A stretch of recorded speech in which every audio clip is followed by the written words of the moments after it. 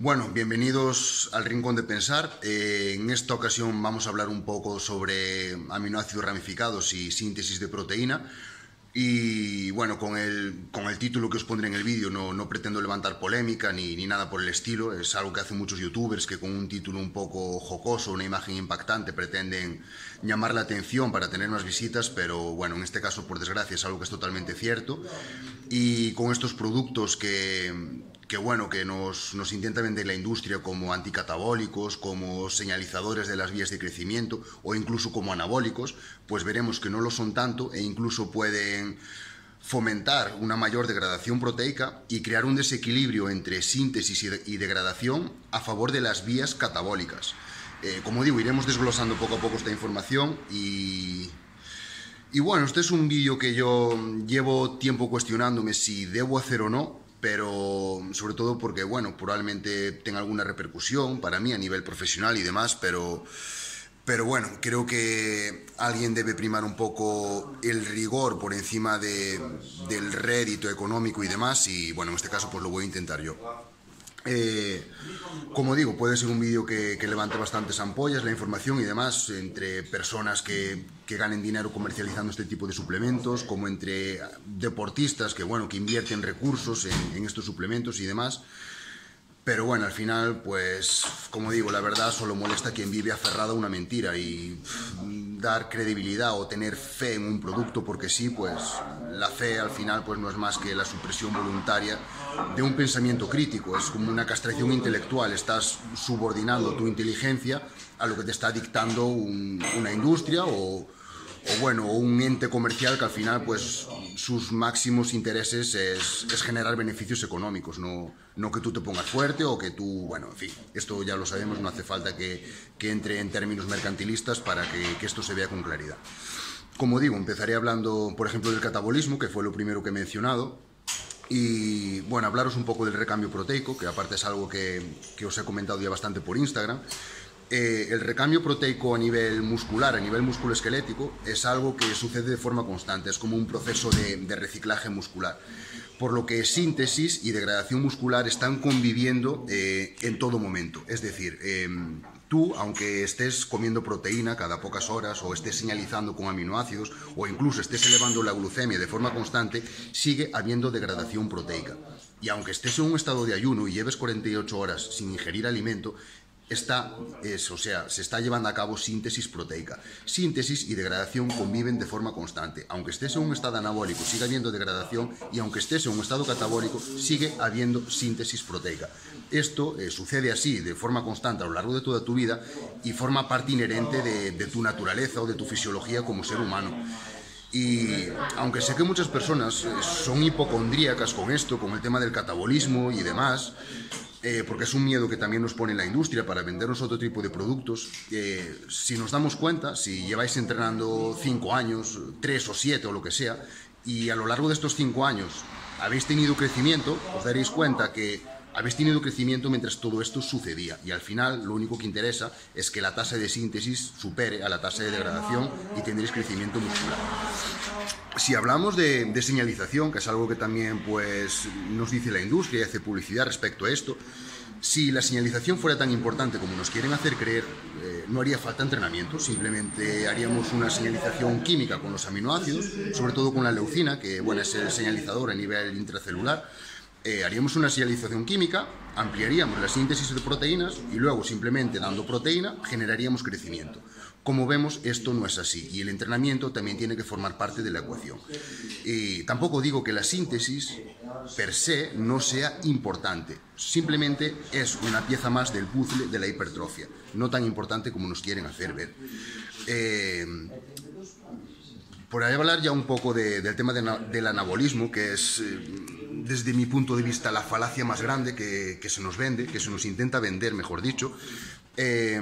Nuestra musculatura, nuestro músculo esquelético, está compuesto por unos 20 aminoácidos, 9 de los cuales son esenciales. Y la industria nos quiere hacer ver que simplemente con 3 podemos generar crecimiento. Esto, desde un punto de vista del marketing comercial, puede ser totalmente plausible. Desde un punto de vista de la teoría celular, no lo es y no tiene sentido. Y da igual la calidad de la publicidad o cómo conformes la información. La fisiología muscular te quita la razón y esto no es posible y no se puede dar. Bueno, llegados hasta aquí, muchos a lo mejor os preguntaréis que al igual que yo, apoyo todo esto con literatura científica y hablo de referencias y demás, las cuales, como digo siempre, os las dejaré en la descripción del vídeo y os invito a que veáis y demás. La industria también lo hace, y al igual que yo hablo de fisiología y todo esto, pues también hay muchos atletas que hablan de fisiología y comparten estudios y, de hecho, hay muchos artículos con literatura científica hablando sobre que estos aminoácidos funcionan, e incluso en las páginas web donde se comercializan, pues hay como un pequeño vademecum que también en algunas ocasiones pues también incluye literatura científica, evidentemente sesgada hacia sus intereses, y es que alrededor de estos suplementos y de esta información se ha creado una industria multimillonaria que mueve millones de euros y millones de dólares. Y muchos estudios que utilizan, aparte de que inyectan dinero para que se lleguen a ese tipo de conclusiones, porque aunque queramos pensar que la ciencia es independiente, pues no lo es tanto como podemos creer o como nos gustaría, y en muchos casos pues inyecta dinero pues para conformar el estudio para que llegue a una conclusión determinada. Pero bueno, aquí no me meteré. Y como digo, muchos de los estudios pues o simplemente buscan una pequeña correlación o simplemente pues la metodología no es la más adecuada. De hecho, si vemos toda la literatura de la que podemos disponer, todo el grueso de la literatura, no podemos concluir que los BCAAs por sí solos promuevan un mayor crecimiento. Es más, si vemos toda la literatura, lo único que podemos concluir es precisamente lo que os digo, que los aminoácidos ramificados promuevan una mayor degradación proteica. Y esto sucede, como os he dicho anteriormente, en el recambio proteico. Cuando nuestra masa muscular en el recambio proteico degrada la musculatura en moléculas más pequeñas, en aminoácidos, con la finalidad de volver a reincorporarlos a la musculatura, al añadir BCAAs a la ecuación, lo que se crea es un desequilibrio entre aminoácidos y se promueve una mayor oxidación, por lo que la reincorporación no se lleva a cabo. Y la oxidación de los aminoácidos, para quien no lo sepa, no es reversible. Esta oxidación es irreversible y es lo que produce que se cree un desequilibrio a favor de las vías catabólicas. Como digo, si por mencionar algunos estudios se me puede venir a la cabeza, muchos de ellos están llevados a cabo en roedores, por ejemplo, y aunque sí que es cierto que compartimos gran parte del ADN con los roedores, a nivel de síntesis de proteína, por ejemplo, en los complejos mTOR, no es exactamente igual. Y, por ejemplo, en roedores la señalización sí que se ve más limitada. Por explicarlo de otra forma, el proceso de iniciación en ratones es más determinante. En cambio, en humanos, lo que es más importante es el proceso de traducción, y esto ocurre en el entorno intracelular. Por eso, como os dije en el vídeo anterior, esto lo tienes que conformar tú con el entrenamiento. Con el entrenamiento generas una mayor demanda, un mayor uso de aminoácidos y una mayor síntesis proteica. Y luego, tú, como deportista, te debes encargar de dar estos aminoácidos a través de la comida. A través del pollo, a través del pavo, del atún o de lo que tú quieras. O de proteína de suero, o incluso de unos suplementos que ahora están muy bien y que se comercializan, porque yo no soy antisuplementos, simplemente asigno valor a aquellos que creo que lo tienen, y hay unos suplementos en forma de proteína predigerida que incluso puede aumentar la síntesis proteica. Luego, si me queda tiempo al final del vídeo, hablaré sobre ellos. Como digo, limitaciones en los estudios con los que la industria apoya sus afirmaciones.